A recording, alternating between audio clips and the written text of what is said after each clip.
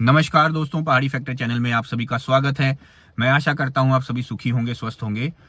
आज मैं बात करने वाला हूं भाषा विवाद के ऊपर, और ये एक बहुत बड़ी प्रॉब्लम है जो हमारे देश के अंदर चल रही है। हम लोग उस चीज़ को मानते नहीं है या देख के अनदेखा कर देते हैं, ये हमारी कमी है। लेकिन सबसे बड़ी बात जो आज के ज़माने में चल रही है, एक 21वीं सदी के अंदर ये सब चीज़ें चल रही हैं, और वो है भाषा का विवाद होना। हम ये सब जानते हैं कि हमारे देश के अंदर अलग अलग धर्म हैं। हम ये सब जानते हैं हमारे देश के अंदर अलग अलग जात हैं। हम ये सब अच्छे तरीके से जानते हैं कि हम अलग अलग रीजन से बिलोंग करते हैं, अलग अलग स्टेट्स में हम रहते हैं। हमारी बोलने की भाषा अलग है, हमारी सोचने का तरीका अलग है। लेकिन ये हमारी सबसे बड़ी ताकत है, और हमने अपनी ही ताकत को अपनी कमजोरी बना के रखा हुआ है। मैंने पहले भी एक वीडियो बनाया था जिसमें मैंने कहा था कि ना जात में बटो, ना धर्म में बटो, ना रंग में बटो, ना पैसे में बटो, किसी भी चीज में बटो मत एक दूसरे के साथ। जब भी सोसाइटी बटती है, जब उसको तोड़ा जाता है, जब उसके टुकड़े किए जाते हैं, तो वो सोसाइटी जो होती है वो कभी भी आगे नहीं बढ़ सकती। वो सोसाइटी कभी प्रोग्रेस नहीं कर सकती। वो देश, वो प्रदेश कभी आगे नहीं चल सकता। और ये हमारे देश के अंदर बहुत बुरे तरीके से हो रहा है। मैं देख रहा हूं, आए दिन हमें ये सुनने में आता है कि कुछ लोग जो नॉर्थ इंडिया से साउथ इंडिया में काम कर रहे हैं, उन्हें मजबूर किया जाता है कि तुम हमारी भाषा में बात करके दिखाओ। अगर बात नहीं करके दिखाओगे तो उनसे लड़ा जाता है, उनसे मिसबिहेव किया जाता है, उनको गंदी गंदी गालियां तक दी जाती हैं। तो उनको रहना जो है वो बहुत ही ज्यादा कठिन किया जा रहा है वहां पे। ऐसा क्यों किया जा रहा है? उसकी क्या जरूरत है? हम एक देश हैं, हम एक भारत हैं, हम भारतीय हैं। हम अपने पूरे देश में कहीं पर भी जा सकते हैं, कहीं पर भी नौकरी कर सकते हैं, कहीं पर भी रह सकते हैं, और उसके लिए किसी भाषा को जानना जरूरी नहीं है। अगर हमें हिंदी आती है वो हमारे लिए सफिशिएंट है। ये जरूरी नहीं है कि आप जिस भी स्टेट में जाओगे आपको उस स्टेट की भाषा आनी जरूरी है। और इन लोगों को भी समझना चाहिए जो अलग अलग स्टेट्स के हैं, कि अगर आप इस तरीके से हर स्टेट के लोगों को रोकोगे, अगर आप ये बोलोगे कि तुम हमारी भाषा का अगर प्रयोग नहीं कर रहे हो तो हमारी स्टेट में आपकी एंट्री नहीं है, आप हमारी स्टेट में नहीं आ सकते या नहीं रह सकते, तो लोग आपके स्टेट में घूमने भी नहीं आएंगे। फिर कोई पर्यटन भी आपके स्टेट में नहीं आएगा। और अगर आपके स्टेट में पर्यटन नहीं आएगा तो आप कमाई कैसे करोगे? और अगर आप कमाई नहीं करोगे तो फिर आप अपने परिवार को कैसे पालोगे?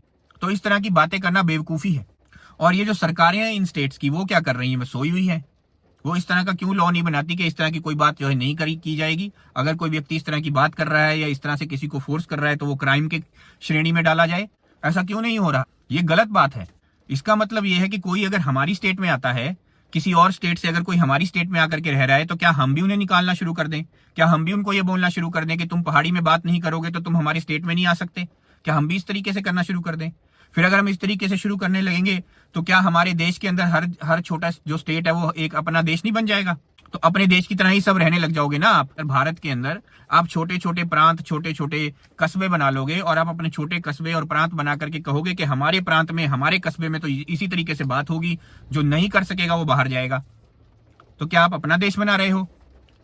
ये क्या कर रहे हो? आप अपने ही देश को तोड़ने की बात कर रहे हो, उसके टुकड़े करने की बात कर रहे हो। और अगर इसी तरह से आप करोगे तो बाहरी जो आक्रांताएं हैं, जैसे कि आप देख रहे हो पाकिस्तान ने हमला किया भारत के ऊपर, इसी तरह से कभी चीन हमला करेगा, कभी कोई और हमला करेगा, तो सबको ये लगेगा कि ये देश तो कमजोर है। इस देश के जो लोग हैं वो आपस में लड़ते रहते हैं, उन्हें प्रेम से रहना नहीं आता।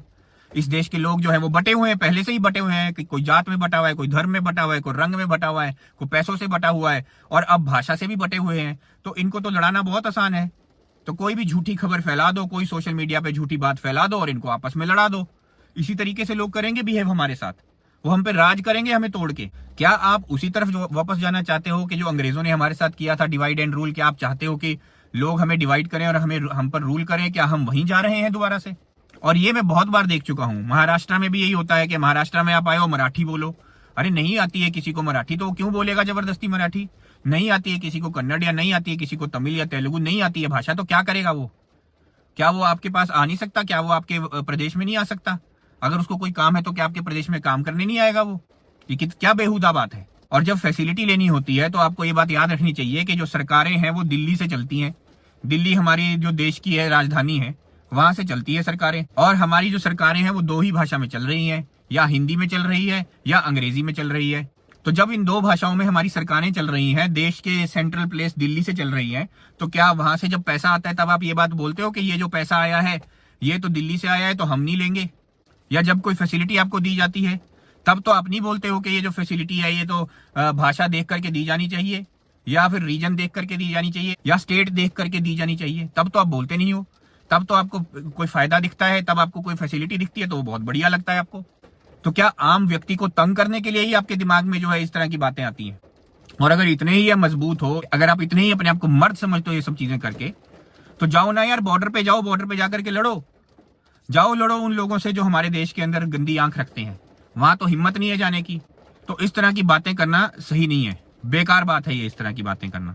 बहुत से ऐसे लोग हैं जो साउथ से आते हैं, नॉर्थ में काम करते हैं। बहुत से ऐसे लोग मैं आपको दिखा दूंगा जो शिमला में सरकारी दफ्तरों में काम कर रहे हैं और वो साउथ इंडिया से हैं।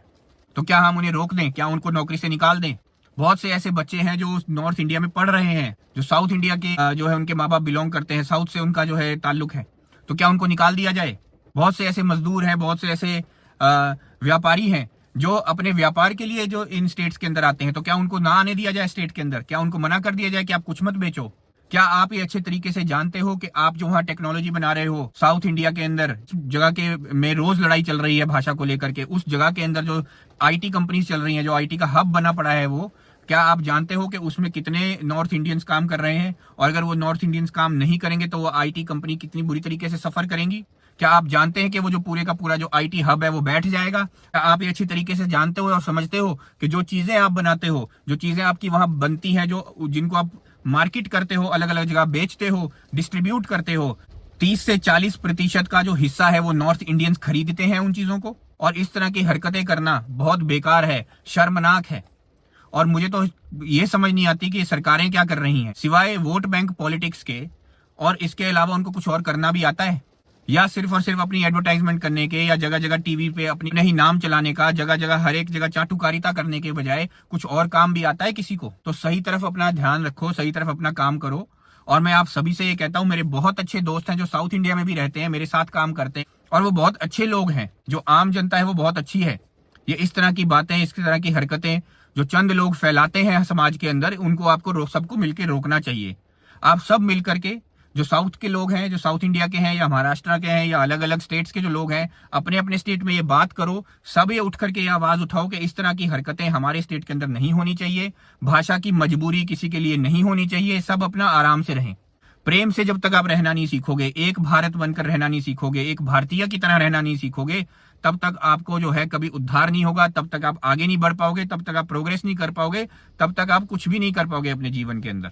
आप देख लेना, भारत कभी उन्नत नहीं बन सकता, भारत कभी भी जो है वो प्रगतिशील नहीं बन सकता अगर हम आपस में प्रेम से ना रहें। तो हम अनेकता में एकता की बात तो करते हैं, लेकिन कभी भी सही मायने में उसके ऊपर अमल नहीं करते। ये भाषा की मजबूरी नहीं होनी चाहिए। मैंने बहुत जगह देखा है, कुछ जगह पे सरकारों ने भी ऐसा किया हुआ है कि अगर आपने फलानी स्टेट में काम करना है तो उस फलानी स्टेट की आपको लैंग्वेज आना बहुत जरूरी है।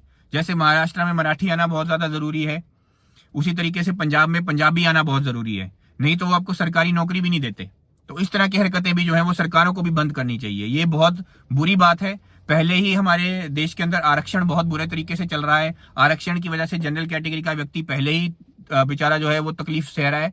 उसके बाद ऊपर से जब अगर आप ये भाषा के भी मजबूरी लगा दोगे, तो भाषा की मजबूरी लगाने के बाद तो जो थोड़ी बहुत नौकरी जो किसी को मिल सकती है, वो नौकरी भी नहीं मिलेगी। भारत को अगर उन्नत बनाना है, अपने प्रदेश को अगर आप उन्नत बनाना चाहते हो, तो मिल करके रहो, प्रेम से रहो। और भाषा के लिए मत लड़ो, रंग के लिए मत लड़ो, धर्म के लिए मत लड़ो, जात के लिए मत लड़ो। किसी भी तरीके से एक दूसरे के खिलाफ आप मत लड़ो। एक भारतीय बन के रहो। मुझे सुनने के लिए धन्यवाद। आपका दिन शुभ हो।